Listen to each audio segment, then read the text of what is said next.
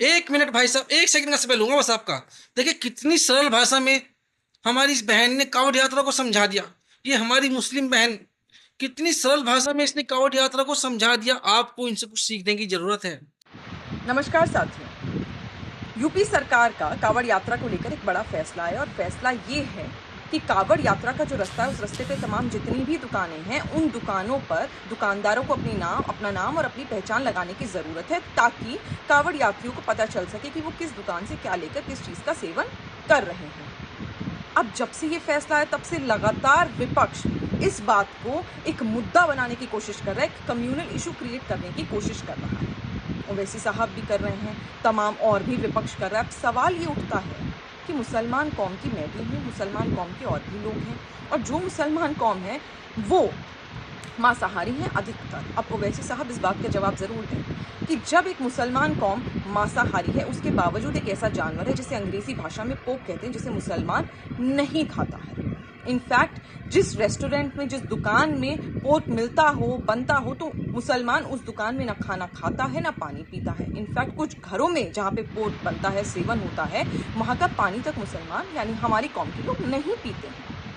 क्यों? क्योंकि हम ये मानते हैं कि पोर्क जिसने छुआ है या खाया है, उसके आग से अगर हम कुछ खा पी लेंगे तो हमारा धर्म भ्रष्ट हो सकता है, और ये रिस्पेक्ट करना चाहिए क्योंकि ये एक आस्था का विषय है और हम सब रिस्पेक्ट भी करते हैं, करनी भी चाहिए।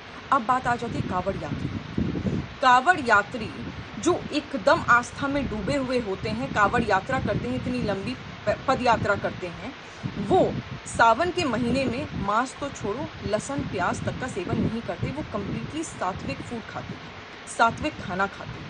अब जब सात्विक खाना खाते हैं तो क्या ये उनका हक, उनका अधिकार नहीं है कि जिस दुकान से वो खाना ले रहे हैं यात्रा के दौरान या पानी पी रहे हैं, तो उन्हें पता हो कि वो कहाँ से ले रहे हैं? कहीं ऐसा तो नहीं है कि उस दुकान में कहीं से कुछ भी मांसाहारी खाना खाया जाता हो या आया होता हो या छुआ होता हो, क्योंकि उससे उनका धर्म यानी उनकी यात्रा भ्रष्ट हो सकती है। ये उनका आस्था का विषय है।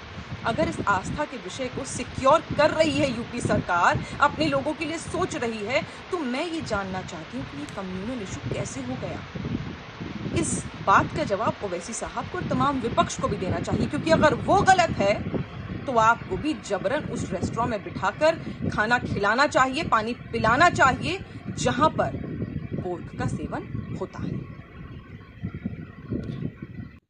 धार्मिक मामलों में हस्तक्षेप करने वाले राजनेताओं और अपनी राजनीति चमकाने वालों, पढ़ लिख कर जाहिल मत बनो। इस बहन से कुछ सीखो।